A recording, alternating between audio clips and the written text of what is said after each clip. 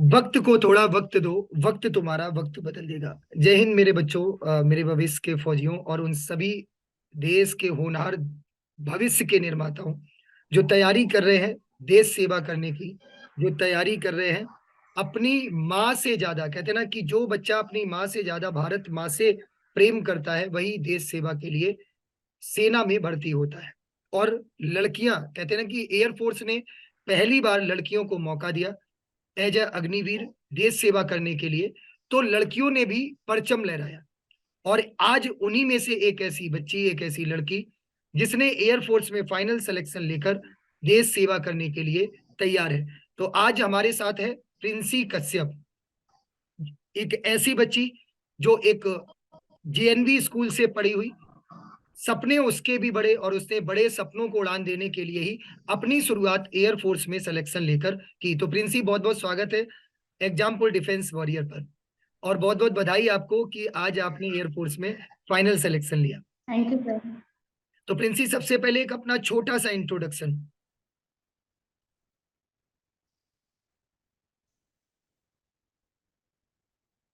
From JNU now.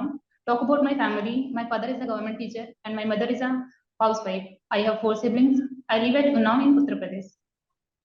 Princy, आप उन्नाव उत्तर प्रदेश से हैं, यानी कि एक उन्नाव जिला पड़ता है उत्तर प्रदेश में। तो सबसे पहली बात कि एक जिले से होने के बाद भी, मतलब कहते हैं ना कि शहर में जो बच्चे रहते हैं उनको थोड़ा सा लगता है कि मुझे डिफेंस में नहीं जाना है, मुझे कोई बड़ी जॉब करनी है। तो आपके मन में ये डिफेंस में जाने का विचार कहाँ से आया? सर पता नहीं, मतलब मुझे सर मेनली तो मुझे फर्स्टली मुझे एयरफोर्स की मुझे यूनिफॉर्म बहुत पसंद है। मुझे मतलब एक तरह से कहिए कि मैंने अगर कुछ एफर्ट्स अपने लगाए तो उस यूनिफॉर्म के लिए लगाए हैं। बिल्कुल बिल्कुल। मुझे मतलब डिफेंस में कोई भी, मतलब मुझे फर्स्ट पे मुझे एयरफोर्स की यूनिफॉर्म पसंद है। मतलब सर कॉम्बैट वाली एंड नीली वाली दोनों पसंद मुझे। अच्छा, बहुत बढ़िया। मतलब एक कहते हैं ना कि वर्दी के जुनून ने जुनून ही बना दिया। बहुत बढ़िया। अच्छा प्रिंसी, एक बात और, यस सर। जैसे आपने जैसे आपके फैमिली बैकग्राउंड के बारे में बात करें तो आपकी एक सिस्टर सीआरपीएफ में है, तो यस सर। एक बहन सीआरपीएफ में ऑलरेडी थी, देश सेवा कर रही है, दूसरी बहन भी एयरफोर्स में जा रही है। तो मम्मी पापा को कभी डर नहीं लगा कि मैं दोनों बच्चियों को देश सेवा के लिए हम भेज रहे हैं? ऐसा कभी नहीं हुआ? सर मम्मी को थोड़ा सा लगता है सर, बट पापा को कोई नहीं कहते। हमारे बच्चे सब ब्रेव हैं, बहुत ब्रेव हैं। बिल्कुल, मतलब पापा जी का ज्यादा सपोर्ट मिला।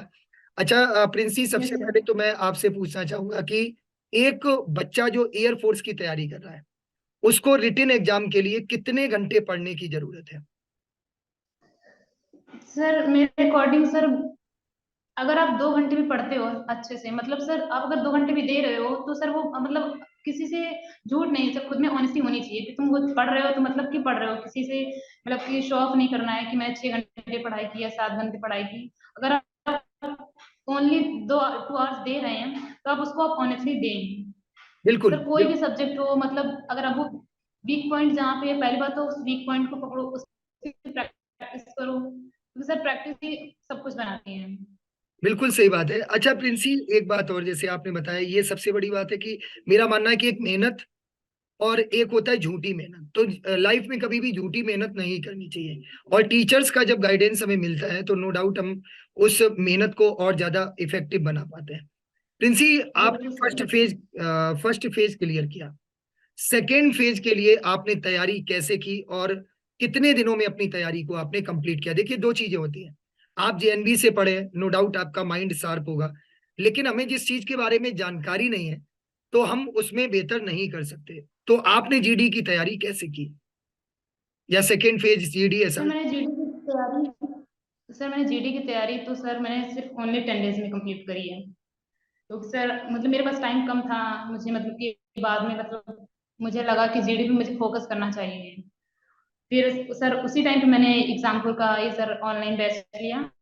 फिर सर आप लोग मतलब आप लोगों से क्लास लेते थे, फिर सब करती थी उसकी, जैसे कि ग्रामर है, वोकैब है, सेंटेंसेस है, ये सर मैं खुद अपनी तरफ से प्रैक्टिस करती थी। क्योंकि सर जीडी एक पार्ट होता है जिसमें सर हम लोग को अपना कॉन्फिडेंस दिखाना होता है। बाकी सर हम लोग खुद भी कर सकते हैं, लेकिन जीडी मतलब जीडी होता ही इसलिए कि बच्चे का कॉन्फिडेंस चेक करते हैं वो लोग कि कैसा बच्चे का कॉन्फिडेंस है। बिल्कुल सही बात है। अच्छा, आपने बताया प्रिंसी की 10 दिन में आपने तैयारी की, तो जीडी के जैसा मुझे याद है, अगर मैं ग्रुप यस सर। डिस्कशन की बात करूं, तो ग्रुप डिस्कशन में काफी ऐसे टॉपिक थे जिनमें मतलब मैंने अप्रोक्स आपको आई थिंक 15 या 20 या 30 टॉपिक मैंने आपको कराए, जितना मुझे यस याद है। सर। तो यस। उसमें से आपको कौन सा टॉपिक मिला था, मतलब आपको वहां पे जीडी में कौन सा टॉपिक मिला? सर मुझे मेक इन इंडिया टॉपिक मिला सर, जो मतलब कि आप लोग दे चुके थे लिस्ट में, एंड वो उसके अपने आप लोगों ने प्रिपरेशन भी बहुत अच्छे से करा रही थी सर। इतना कोई टफ टॉपिक नहीं था हम लोग का, तो फिर इजीली हम लोग का हो गया था, क्योंकि यहाँ से आपने इतनी प्रैक्टिस करा दी थी। और वो सर टॉपिक ऐसा है जो करंट इशू में हम लोग का चल रहा है, अभी भी चल रहा है। बिल्कुल सही बात है। और ये टॉपिक आप अगर बात करें, मेक इन इंडिया हो गया, सेल्फ रिलायंट इंडिया हो गया, डिफेंस बजट हो गया, ये कुछ ऐसे टॉपिक, एनईपी हो यस गया, सर। ये कुछ ऐसे टॉपिक है जो आपके मोस्टली जीडी में पूछे ही जाते हैं। अच्छा प्रिंसी, एक चीज मैं आपसे और पूछना चाहूंगा कि सेकेंड फेज, एक होता है हिंदी मीडियम का बच्चा, एक होता है इंग्लिश मीडियम का बच्चा, क्या हिंदी यस सर। मीडियम वाले बच्चे के लिए सेकेंड फेज टफ होता है? बिल्कुल है सर। ये सर बच्चा खुद नहीं सर जज कर लेता है कि मैं हिंदी मीडियम से हूँ, मैं नहीं कर पाऊंगा, जीडी तो मतलब इंग्लिश में होता है, तो मुझे सर बच्चे का कॉन्फिडेंस एकदम गिर जाता है। सर ऐसा कुछ नहीं है, मेरे साथ मेरी दो फ्रेंड्स हैं जिन्होंने, वो तो हिंदी मीडियम से होकर भी उन्होंने बहुत अच्छा किया। सर ऐसा कुछ भी नहीं होता है, और सर बोलते हैं हिंदी मीडियम में तो इंग्लिश और बच्चों की स्ट्रांग होनी चाहिए, क्योंकि सर वो लोग पर्टिकुलर कोचिंग करते हैं इंग्लिश ग्रामर की। तो सर ऐसा कुछ नहीं है, बच्चा प्रैक्टिस करे तो प्रैक्टिस से कुछ भी वो कर सकता है बच्चा। बिल्कुल बिल्कुल। ये अच्छा, सर भी एक बच्चा अपना मन माइंड में एक माइंडसेट बना लेता है। बिल्कुल। अच्छा प्रिंसी, अब आप मतलब आप नीली वर्दी पहनने के लिए तैयार हैं, तो आप उन बच्चों को क्या मैसेज देना चाहेंगी जो डिफेंस की तैयारी कर रहे हैं, फिर से रिटन एग्जाम का रिजल्ट आ गया है, बच्चे सेकेंड फेज के लिए जा रहे हैं? सर मैं तो बस यही कहना चाहूंगी कि सर मतलब गर्ल्स के लिए फिजिकल थोड़ा टफ पार्ट आ जाता है, क्योंकि गर्ल्स इतना प्रैक्टिस नहीं करती हैं फिजिकल की। तो सर फिजिकल में सर थोड़ा बहुत टाइम देना पड़ेगा, मतलब कि उसके लिए थोड़ा ज्यादा टाइम देना पड़ता है, कि मतलब मॉर्निंग में अपना खुद का फिजिकल का भी ध्यान देना पड़ता है, कि मतलब खुद की बॉडी का भी ध्यान पड़ता है, कि उसके साथ में हम जो प्रैक्टिस घर में कर रहे हैं जीडी वगैरह, स्टेमिना भी बढ़ाना पड़ता है।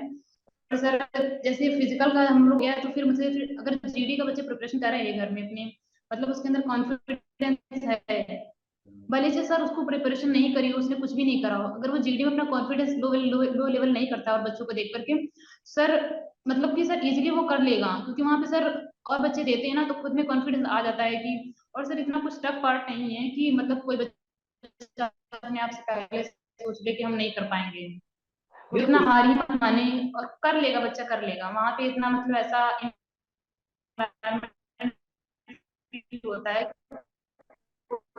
कर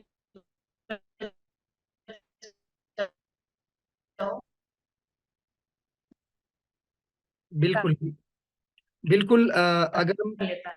बिल्कुल अगर हम बात करें, तो सबसे ज्यादा अगर मैटर करता है तो वो आपका कॉन्फिडेंस है और आपका वे ऑफ कम्युनिकेशन है, ये सारी चीजें बहुत मैटर करती हैं। और तो सर एक बात और मतलब कि सर एक बात और सर मतलब कि प्रेजेंट टाइम में सर ऐसा टाइम चल रहा है कि बच्चों को हार्ड वर्क के साथ में स्मार्ट वर्क भी करना चाहिए, क्योंकि सर आजकल बच्चा हार्ड वर्क तो हर बच्चा कर रहा है, लेकिन सर उसके साथ में स्मार्ट वर्क भी उसे करना चाहिए, क्योंकि स्मार्ट वर्क ही उसे उस पीक पॉइंट पे पहुंचाता है। बिल्कुल सही बात है। मेरा मानना है कि हार्ड वर्क और स्मार्ट वर्क दोनों में बहुत बड़ा डिफरेंस है, लेकिन स्मार्ट वर्क भी आप तभी कर पाएंगे जब आप हार्ड वर्क, यस सर। है ना? तो दोनों एक यस सर। दूसरे के पूरक हैं। अच्छा प्रिंसी, जैसे आप लिंक है, एक कि दूसरे से लिंक है। हाँ, कि जीडी में आपको कॉन्फिडेंस की जरूरत होती है, एक बिलीफ सिस्टम होता है, वो चीजें आपके अंदर कैसे आई और कैसे आपने बिल्डअप किया 10 दिनों में? क्योंकि एक, नो डाउट कि एक डिफिकल्ट टास्क होता है, लेकिन उस कॉन्फिडेंस को आपके अंदर कैसे आया? कहते हैं ना कि हनुमान जी थे, तो हनुमान जी को जब हनुमान जी लंका पार कर रहे थे, तो उनको किसी ने याद दिलाया कि नहीं नहीं आप कर सकते हैं। तो ये एक टाइम होता है, हमें यस पेरेंट्स सही। हमारे गाइड कर रहे होते हैं, पेरेंट्स हमें कॉन्फिडेंस, हमारे कॉन्फिडेंस लेवल बढ़ा रहे होते हैं, हमारा मनोबल बढ़ा रहे होते हैं। तो वो कॉन्फिडेंस आपके साथ, आपके अंदर कहाँ से आया?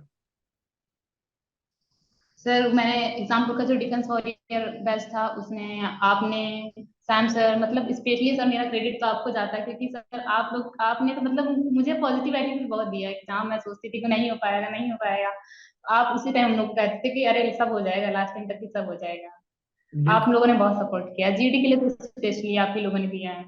बिल्कुल, और अब तो कॉन्फिडेंस लेवल। बिल्कुल कॉन्फिडेंस, और वो आपकी भी एक, कहते हैं ना, आपको भी एक विश्वास था कि नहीं नहीं हम कर सकते हैं, तो वो निश्चित रूप से आपने कर पाया। तो प्रिंसी, बहुत बहुत बधाई।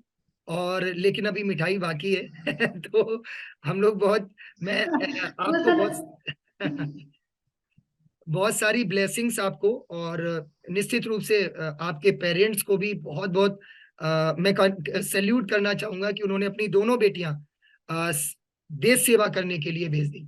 तो thank you very much Princy, जुड़ने के लिए। एग्जामपुर डिफेंस वॉरियर से आपका भविष्य उज्जवल हो। और लास्ट में बस मैं इतना ही कहूंगा कि अपने ही उस थैंक यू सर। देश सेवा के जुनून को बनाए रखना, और अपने माता पिता का नाम रोशन करना। Thank you very much.